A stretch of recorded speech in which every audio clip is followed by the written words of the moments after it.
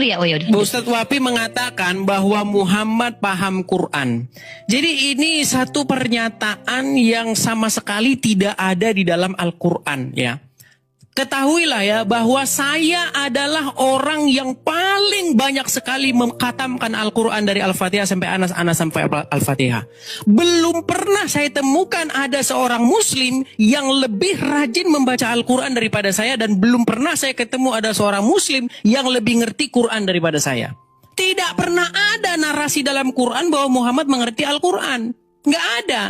Yang ada adalah jikalau kamu ragu-ragu tentang apa yang kami wahyukan kepadamu, maka tanyakanlah orang yang membaca kitab sebelum kamu. Disuruh tanya kepada orang yang membaca kitab sebelum Al-Quran.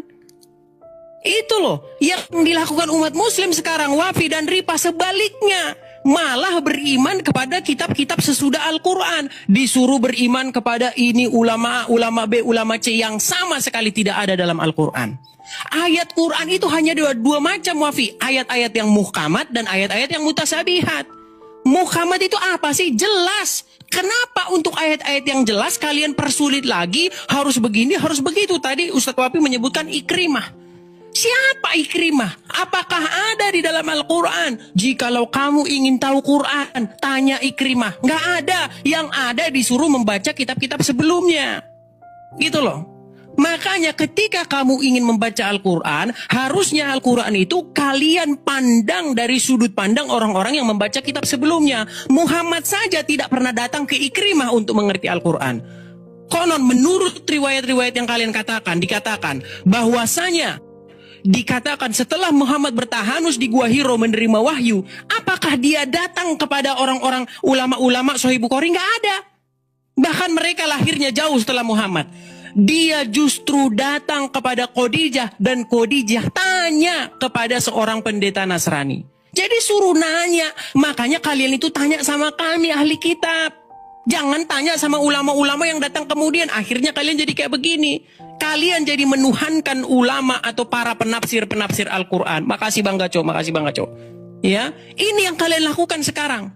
Kalian menuhankan para ulama. Kalian tidak boleh memiliki pikiran lain kecuali yang sudah ditetapkan oleh ulama. Kalau kalian beda pandangan kalian tentang Al-Quran sesuai ulama A, ulama B, maka kalian sesat. Tidak ada. Itulah yang menyebabkan kalian sampai sekarang tidak pernah berkembang memahami Al-Quran. Karena kalian sudah didoktrin pikiran kalian memahami Al-Quran harus sesuai dengan ulama ini, harus sesuai dengan ulama itu, tidak boleh berbeda. Itu kalian tidak tahu, kalian sudah dibuat menjadi katak dalam tempurung ketika memahami Al-Quran. Kalian tidak boleh beda dari pandangan-pandangan orang-orang yang sudah membaca kitab sebelumnya. Ulama kalian. Terima kasih. Baik ya, lagi-lagi saya katakan dua adik saya ini karena memang baru terjun dalam dunia apologetika, saya katakan pendatang baru ya. Mungkin baru hanya 8 tahunan lah, bisa saya katakan baru anak kemarin sore, jadi saya harus maklum dulu. Padahal yang menjadi tema di sini itu adalah Yesus Tuhanku, Muhammad Tuhanmu. Mari saling mengerti. Jadi begini ya. Ini Ustadz Wafi salah memahami. Dia malah membahas sosok Allah yang tidak ada itu. Yang sebenarnya itu tidak ada seperti itu. Yang semuanya itu hanya katanya.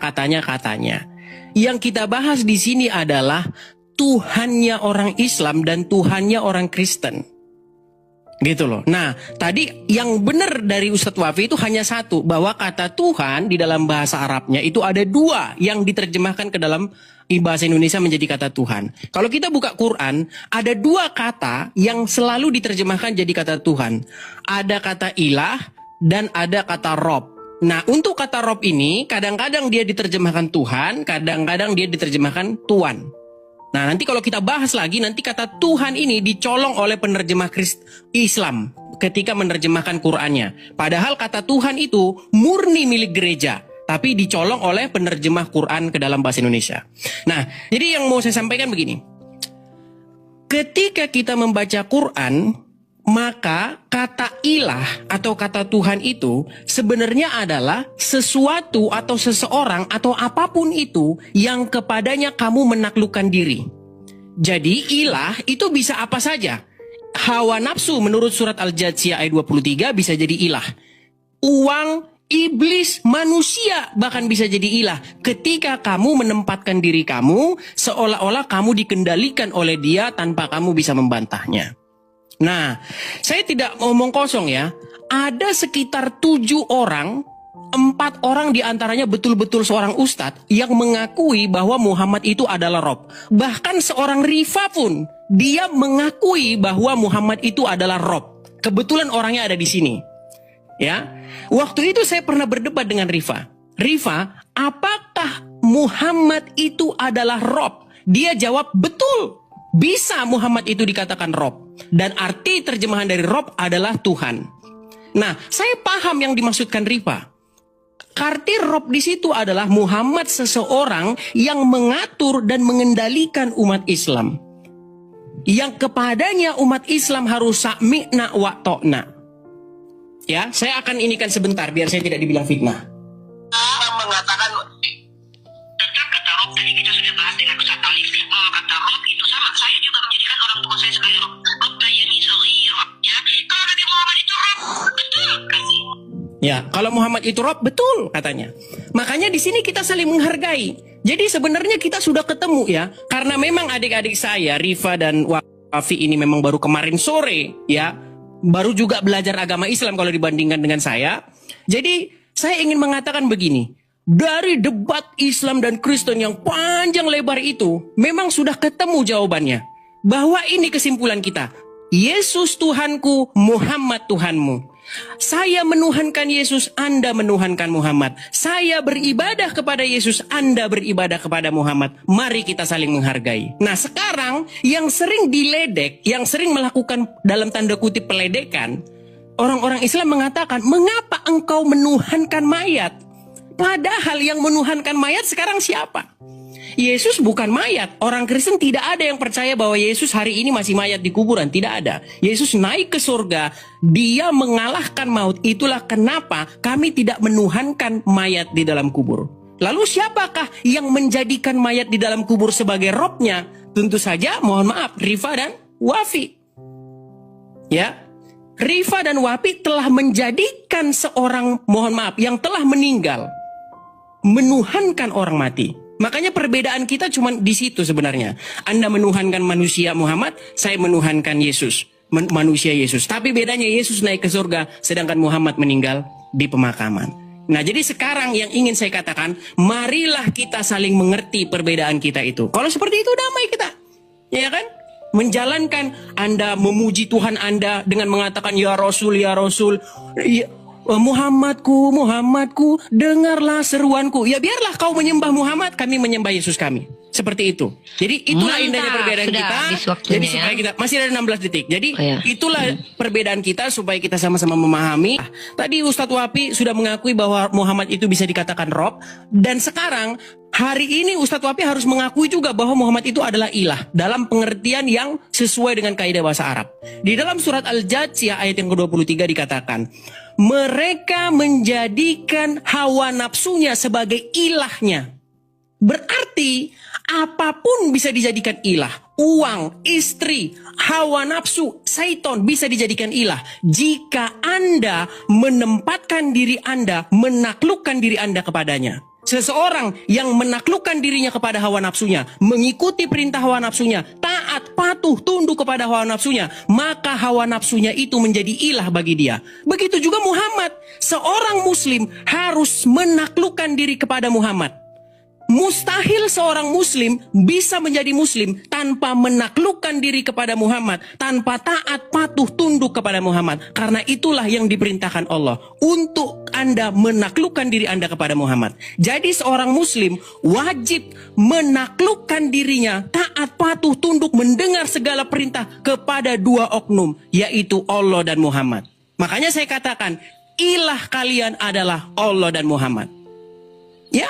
Bukan berarti Allah itu adalah Muhammad, bukan berarti begitu. Tapi kesejajaran atau kedudukan Muhammad itu juga berstatus ilah. Karena kepadanya kalian harus taat, tunduk, patuh, sami'na wa ta'na. Kami mendengar, kami taat. Tidak boleh seorang muslim itu membantah Muhammad. Itulah makanya kedudukan Muhammad itu ilah di dalam agama Islam. 3, 2, 1, Silakan. terima kasih. Shalom saudara-saudara yang diberkati oleh Tuhan Yesus Kristus. Berjumpa kembali bersama dengan saya di channel ini. Kiranya kabar kita selalu baik-baik saja dan terus diberkati oleh Tuhan. Amin. Itulah dia saudara, diskusi antara Edis TV dan juga Ripa dan juga salah satu ustaz. Bagaimana dalam perdebatan itu dengan jelas seorang Edis TV mengatakan bahwa kita orang Kristen bukanlah menyembah Tuhan yang mati atau Tuhan yang telah menjadi mayat selama-lamanya. Ini sangat luar biasa dan perlu memang disampaikan oleh seorang Edis TV. Kita harus berani bersuara dan berani menyampaikan kebenaran di hadapan publik. Bagaimana Yesus yang dihina-hina oleh beberapa oknum-oknum ustadz dan beberapa oknum-oknum dari agama seberang. Mereka mengatakan Yesus itu tidak disalib. Mereka mengatakan Yesus itu tidak mati. Bahkan banyak hal-hal lainnya yang mereka sangkal tentang ketuhanan Yesus Kristus. Mereka mencari-cari kesalahan. Bahkan mereka mencari keburukan tentang ketuhanan Yesus Kristus. Dan mereka mengotak-atik ayat-ayat Alkitab. Tetapi sekalipun mereka melihat, namun mereka tidak menangkap. Sekalipun mereka mendengar, namun mereka tidak mengerti tentang kebenaran yang sesungguhnya. Padahal jelas di Alkitab dituliskan bahwa Yesus itu benar-benar mati. Dan tidak ada ayat yang mengatakan bahwa Yesus digantikan. Memang ada ditulis di dalam Alkitab bagaimana ada orang-orang tertentu, yaitu imam-imam pada waktu itu, yang mengatakan, yang menyampaikan kabar busuk, ya, supaya dikatakan bahwa Yesus ini dicuri, katanya, ya. Dan dengan demikian mereka meniadakan kebangkitan Yesus, saudara-saudara. Nah, saudara, yang mau saya katakan adalah bahwa Yesus itu benar-benar hidup. Memang dia pernah mengalami kematian, tetapi itu hanya 3 hari. Dan setelah itu Yesus mengalami kebangkitan dari antara orang mati. Dan yang paling luar biasa, dia naik ke surga. Nah, itulah Tuhan yang kita percaya. Tidak ada seorang pun yang bisa mengambil nyawa Yesus. Sebab dia adalah yang awal, dia juga adalah yang akhir. Dia berkuasa memberikan nyawanya dan juga dia berkuasa mengambil nyawanya kembali. Itulah Yesus Tuhan yang kita percayai. Saudara, jadi kita tidak salah dan kita sangat beruntung mempertuhankan Yesus Kristus. Sejak dunia belum diciptakan, dia telah ada. Bahkan dia katakan, sebelum Abraham ada, aku telah ada. Bahkan Yesus katakan bahwa dia bukan hanya sekedar anak daripada keturunan Daud, tetapi dia adalah Tuhan dari Daud itu sendiri. Saudara, bahkan dalam Yohanes 1 ayat 1 dikatakan, pada mulanya adalah firman, firman itu bersama-sama dengan Allah, dan firman itu adalah Allah. Dikatakan di ayat selanjutnya bahwa Yesus datang kepada milik kepunyaannya, tetapi orang-orang kepunyaannya tidak menerimanya. Bapak Ibu, kita yang ada di dunia ini, yang masih hidup, jangan kita mengulangi kesalahan yang sama. Lebih dari 2000 tahun yang lalu, Tuhan Yesus datang ke dunia. Banyak orang yang menolak dan tidak mengenal siapa Yesus. Hari ini kita sudah membaca kitab, kita sudah mendengar kebenaran. Biarlah kita terima Yesus sebagai Tuhan dan Juru Selamat, sehingga kita dilayakkan untuk masuk dalam kerajaan-Nya. Teman-teman, kiranya video yang saya bagikan ini boleh bermanfaat dan juga memberkati kita. Shalom, sampai jumpa di video selanjutnya.